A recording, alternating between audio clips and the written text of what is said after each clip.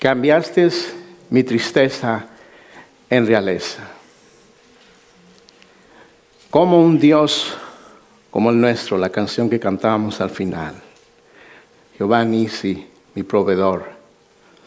¿Cómo Él puede, de una situación tan oscura, tan controversial, para algunos una situación amarga, de desesperanza, de dolor, de quebranto, de zozobra, de incertidumbre, de tristeza? Dios puede cambiar algo y tornarlo en algo tan bello. Eso en sí, hermano, es decir amén. Es lo que Dios puede hacer. Las diferentes historias que vemos en la Escritura nos enseñan a darnos cuenta que tenemos a un Dios a quienes le interesa nuestro lamento y nuestro llanto. Cuando el Señor Jesús le avisan que Lázaro, uno de sus grandes amigos de Él, está enfermo, Él decide ir unos días después. Y cuando llega, están sus hermanas, Él ya ha fallecido, Marta y María, grandes amigos de Él. El Señor Jesús hacía todo lo posible de desviarse y estar ahí con ellos, platicar con ellos. Marta era una gran cocinera y María era una gran escuchadora de la palabra de Dios. Y la palabra de Dios dice que cuando Él se da cuenta de lo que ha pasado, bueno, Él ya sabía.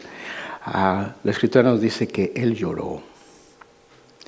Dice que su corazón se estremeció. No se estremeció por el asombro de que haya habido una muerte. Se estremeció del dolor que ellos tenían de un ser querido. Pero qué cosa, alguien como Jesús, saber lo que Él podía hacer y la esperanza que Él había de traer después.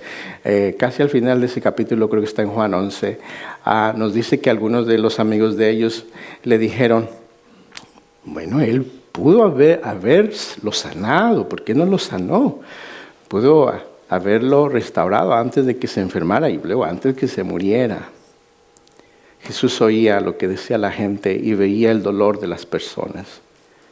Más adelante en la historia nos dice que Jesús fue a la tumba donde estaba Lázaro y le grita a gran voz, Lázaro, ven fuera. De un momento a otro, la tristeza se cambió en alegría. Ese es nuestro Dios. Había dos vecinos. Cuando las circunstancias uno sabe si por el momento uno las ve y uno dice, qué tristeza, qué dolor. Pero al ver la perspectiva de todo el asunto, entonces uno llega a entender lo que realmente en su totalidad estaba pasando. Y estos dos vecinos tenían hijos, dos hijos jóvenes. Un día un vecino tiene un solo caballo y el caballo decide irse a aventurar, se salta la reja y sale corriendo y se va. Entonces el vecino anexo viene y le dice a su otro vecino, le dice, qué lástima que se le fue su caballo. Pero lo dice así como en un tono de, pues ya no tienes caballo y yo sí tengo caballo y tú te quedaste sin caballo. Y le dice, pues sí, mira, se fue. ¿Quién lo iba a pensar? Salió corriendo. A los días, ese mismo caballo que se había ausentado y salió a aventurar, regresa con una manada de caballos. Entonces otra vez el vecino viene y le dice, vecino, pero mire qué pasó, antes no tenía caballo y ahora tiene una manada de caballos. Y el vecino le dice, mire, uno nunca sabe lo que va a pasar. Ahora él está más bendecido, tiene más caballos. Pero un día uno de esos caballos le da una gran patada en la rodilla al hijo del papá que tenía ya ahora muchos caballos. Y bueno, pues lo enyesan y todo lo demás, y anda con sus muletas. Y entonces viene el vecino y le dice, mire, uno de esos caballos que regresó, ¿cómo dejó a su hijo? Siempre con ese tono así como de burla, ¿no? Y el vecino le dice, pues sí, mire, ahora mi hijo anda así rencando. Entonces se va el vecino, pero a los días se oyen muchos caballos y se ve mucho polvo saliendo por todos lados. No era un caballo, eran muchos. Eran las tropas. Era el servicio militar que venía a reclutar personas para enlistarlos en el servicio militar y ir a la guerra. Y cuando llegan con el vecino que tiene su hijo que está enyesado, pues lo ven y no, pues este no podría hacer mucho. Así es que lo dejan en paz. Pero van con el otro vecino. Y a él sí se lo llevaron. Uno nunca sabe, cuando solamente vemos las circunstancias, cuál será el fin de todo. En Jueces 21-25, una hojita atrás de Ruth, las circunstancias para el pueblo de Israel eran muy caóticas y adversas. Vea cómo dice el versículo. El versículo 24 dice: entonces los hijos de Israel se fueron también de allí cada uno a su tribu y a su familia, saliendo de allí cada uno a su heredad. En estos días no había rey en Israel, cada uno hacía lo que bien le parecía. Era un pueblo sin ley. Cada uno hacía lo que bien le parecía, según Jueces 21 al 25. Usted puede imaginarse, va y le roba a fulano, va y le roba a sutano. No hay gobierno, no hay rey, no hay regla, no hay leyes, no hay semáforos, no hay policía quien le dé a los que pasan volando por la Cypress y la Wilshire y la Maine y pasan volando para arriba y para abajo. No había ley quien los parara. Estaban viviendo en una situación caótica. ¿Cómo Dios usó este mismo tiempo y situación caótica para hacer algo que uno diría, wow? Según vemos en la Escritura, cuando Dios hace cosas grandes, usa a hombres. Amén, hermano. Amén. Cosas grandes. Pero cuando Dios hace cosas asombrosas, usa mujeres. Las hermanas dicen amén. Amén. Ahí está la prueba. Dios usó a Jocabed, la madre de Moisés, y ella puso a su pequeño bebé. El mandato del gobierno era matar a todos los niños de cierta edad, y Moisés estaba en esa edad. Ella dice, no en mi casa. Lo pone en un canastillo, lo pone en las aguas del río Nilo. Y este pequeño Moisés un día llegó a ser el libertador de más de 3,5 millones de personas que habían estado cautivos por muchos años. Jocabed. Dios usó a Ana. Ana no podía tener hijos. Ana lloraba amargamente y suplicaba. Tanto que el sacerdote pensaba que ella estaba un poquito, había excedido en la bebida esa mañana. Al oír su lamento, su dolor, su quebranto. Y de ella nació uno de los más grandes profetas de Israel, quien fue Samuel. Cómo Dios cambia la tristeza en algo súper increíble. O, ¿quién diría de María a sus escasos 15, 17 años? El ángel le dije, él concebirá a ti y llegarás a ser la madre del Altísimo, parafraseando los versículos. Y ella llegó a ser madre del Señor Jesús. Y hoy, en el escrito que tenemos delante de nosotros, Dios va a usar a Noemí y a Ruth. No se vayan a perder. Ni se vayan a bajar del camión porque este pedacito va a estar así que tenemos que ir adentro todos. No podemos leer todos los 4 capítulos de un solo. Bueno, sí los podemos leer, pero las gorditas nos van a estar esperando y se van a desesperar. Vamos a leer ciertas porciones de la Escritura para por lo menos alcanzar a ver una perspectiva de esto. Vea usted el versículo 1 de Ruth capítulo 1. Aconteció en los días que gobernaban los jueces, que hubo hambre en la tierra y un varón de Belén de Judá fue a morar en los campos de Moab, él y su mujer y sus 2 hijos suyos. Moab está al este, al otro lado del río Jordán. No se suponía que los israelitas fueran a visitar a sus vecinos. Entre ellos no había muy buena amistad. Cuando el pueblo de Israel venía de Egipto, subiendo por esa área hacia el área donde está Jericó, a los moabitas no les permitieron pasar, no les dieron ayuda, no les dieron alimento, no les echaron aire, no les dieron agua. Ellos vinieron una gran jornada y el Señor se molestó mucho con ellos. Bueno, también los israelitas.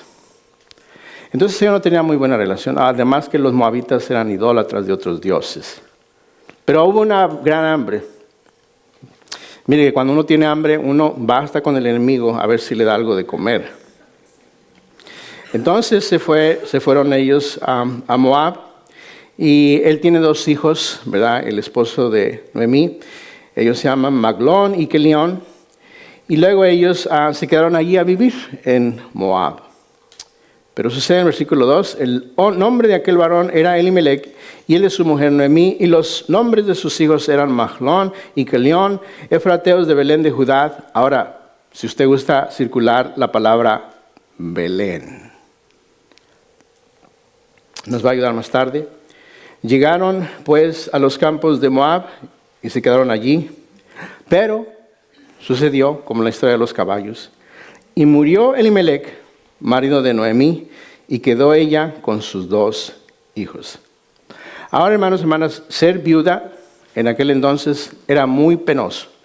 La gente abusaba de las viudas en muchas y diferentes situaciones. Y no tener un esposo era algo muy crítico, muy caótico. Pero bueno, ella tiene 2 hijos, ¿verdad? No está tan mal su situación. Tiene 2 hijos que ya están grandes de edad, ya están casados. Y bueno, ellos la van a apoyar, van a ser el frente, la persona que cuando llega el cobrador, ellos salen a la puerta y ellos dan la cara por ella. Todo va bien hasta ahí, no tan mal. Pero vean ustedes lo que sucede. Dice en el 4, los cuales tomaron para sí mujeres moabitas. El nombre de una era Orfa y el nombre de la otra Ruth, y habitaron allí unos 10 años. Si usted gusta circular, unos 10 años.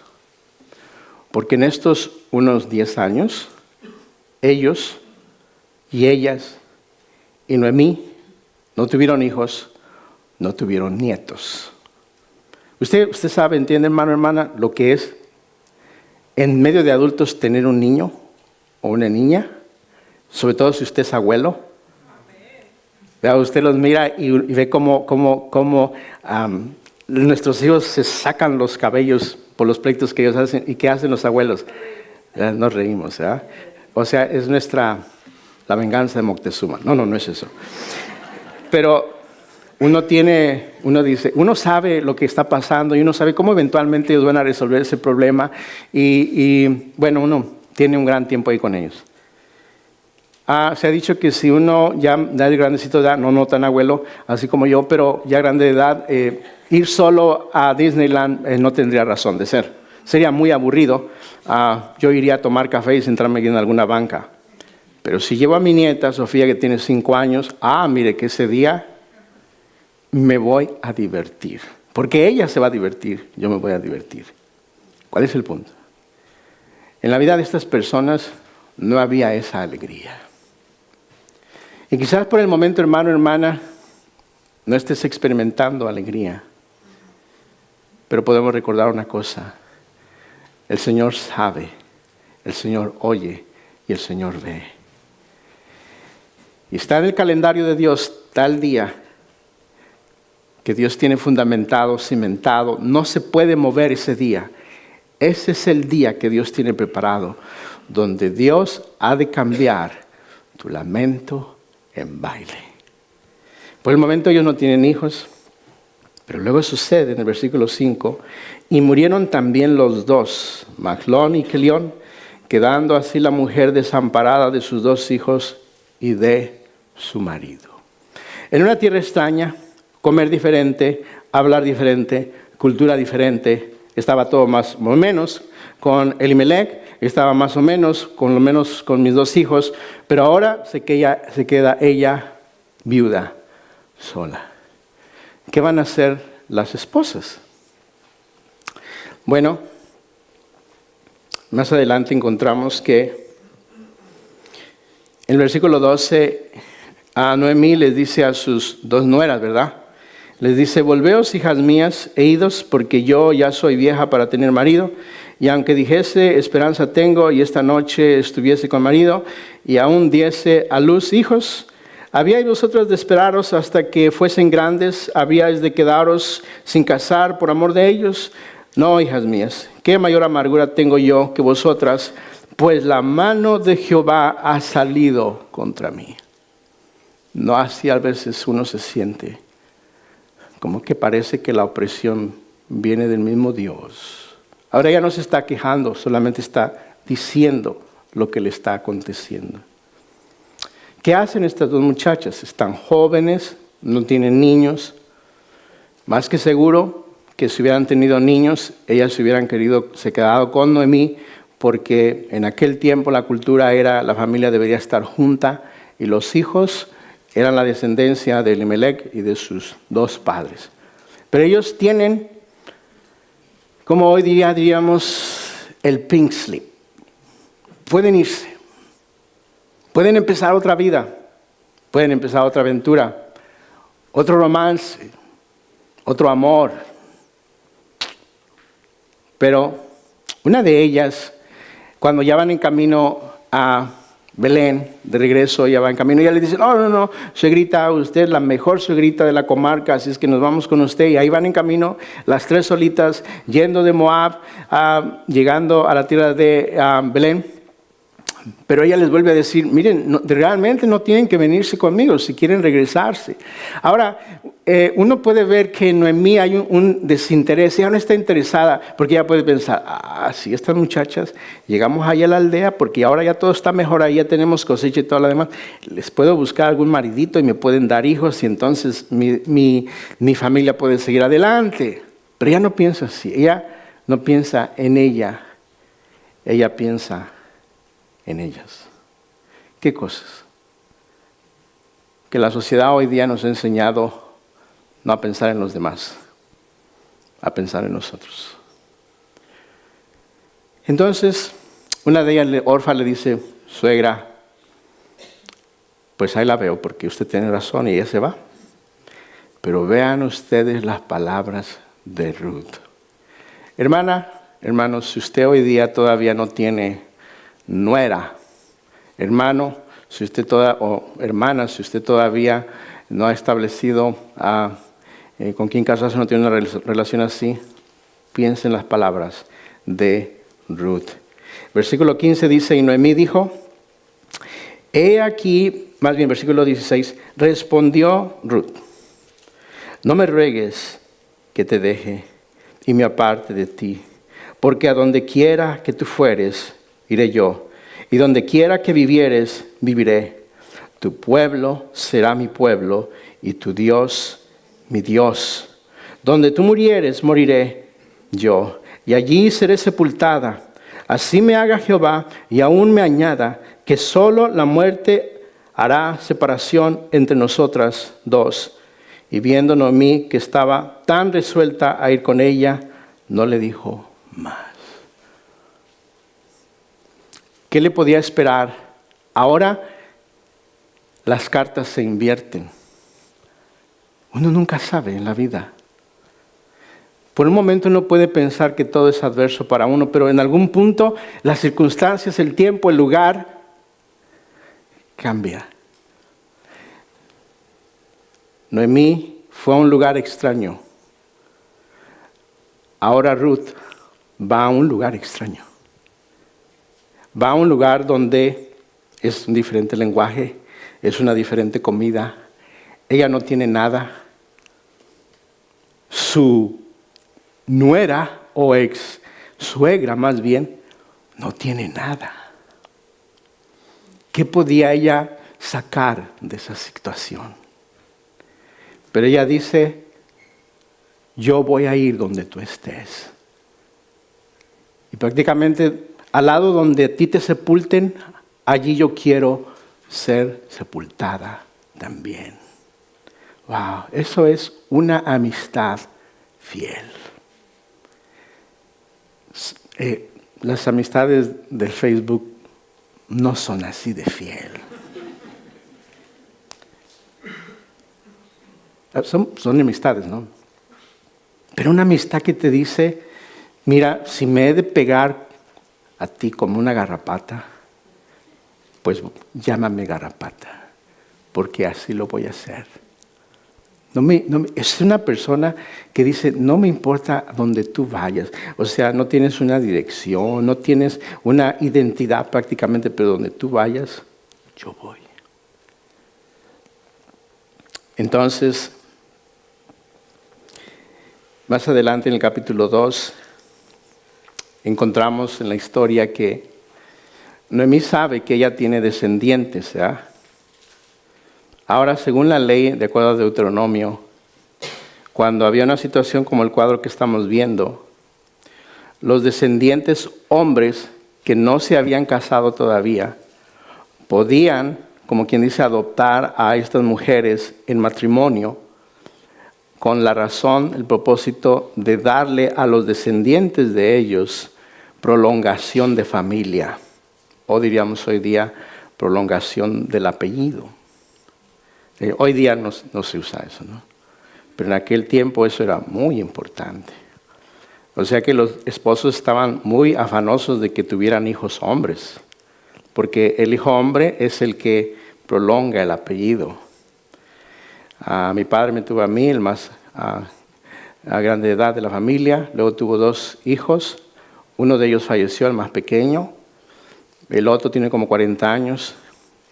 Ahora yo no tuve hombres. Mi otro hermano tiene una niña. Entonces ahí el que está afanoso soy yo. Habías de tener otro hijo, ¿no? A lo mejor es hombre, para que el apellido Santa María prolongue. Pero pues él no me hace caso. En aquel tiempo eso era mucho más importante que hoy día. La prolongación de la propiedad. La propiedad se la pasaban entre los familiares. Se casaban entre personas que fueran vecinos cercanos y se conocieran. Y todas esas cosas. Entonces, esa era la cultura que ellos tenían en aquel entonces. Entonces, Noemí, veamos en el capítulo 2, leamos algunos versículos, dice, tenía Noemí un pariente de su marido, hombre rico de la familia de Elimelech, el cual se llamaba Boz. Ahora, ahí solamente nos está diciendo que nos está dando el dato de que ella tiene un pariente que es rico y se llama Boz. Y Ruth la Moabita dijo a Noemí, te ruego que me dejes ir al campo y recogeré espigas en pos de aquel a cuyos ojos hallaré gracia. Y ella le respondió, ve, hija mía.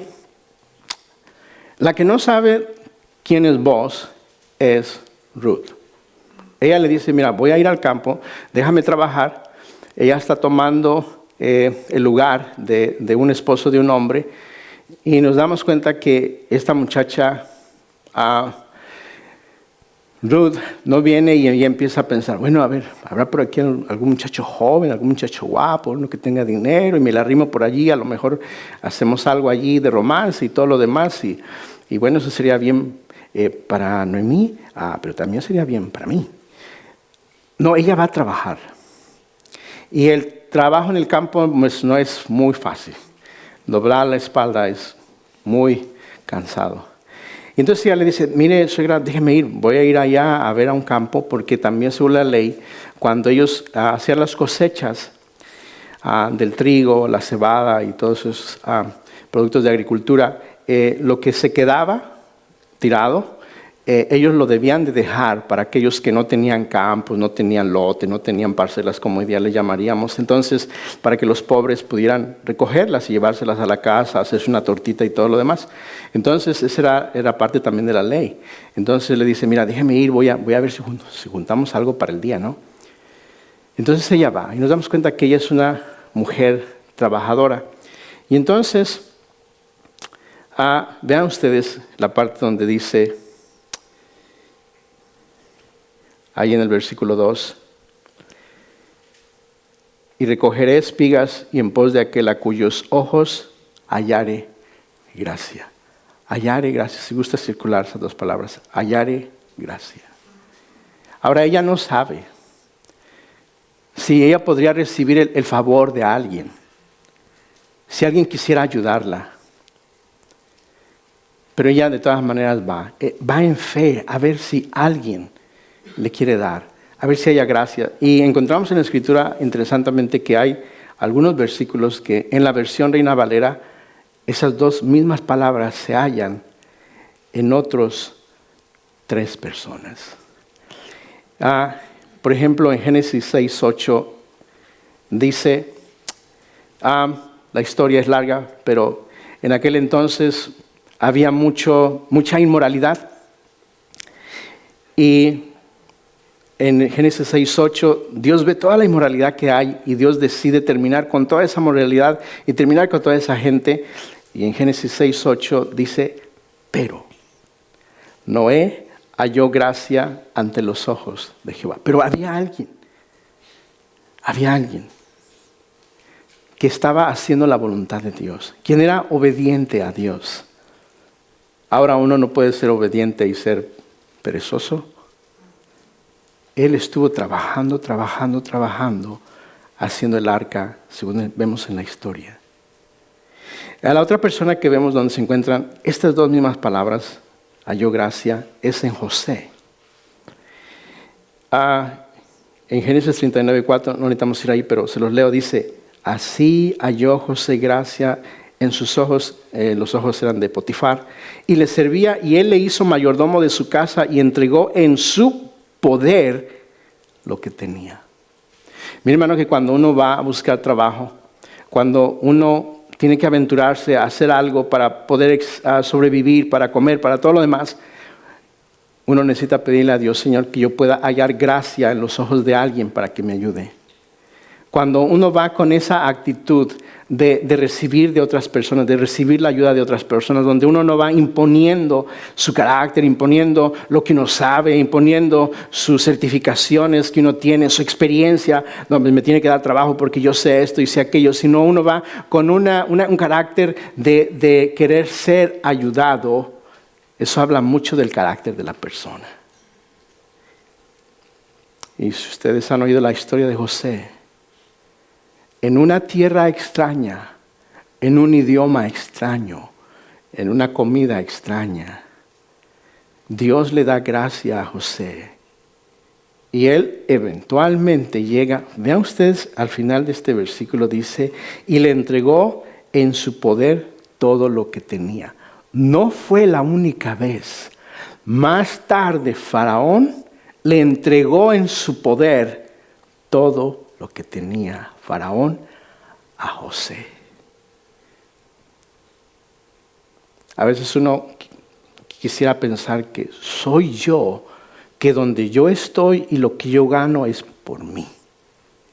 Pero más bien, hermano, hermana, es porque Dios puso gracia en esas personas para que ellos nos ayudaran. Bueno, la otra persona, ustedes lo han oído, donde también se dice la palabra halló gracia, fue en Esther. Ella está delante de Artajerjes, según Esther 2:9, y él necesita escoger de muchas mujeres, una de ellas nada más. No era una situación como un Miss Universo, la más bonita. No, los reyes en aquel tiempo escogían, sí, mujeres bonitas, pero mujeres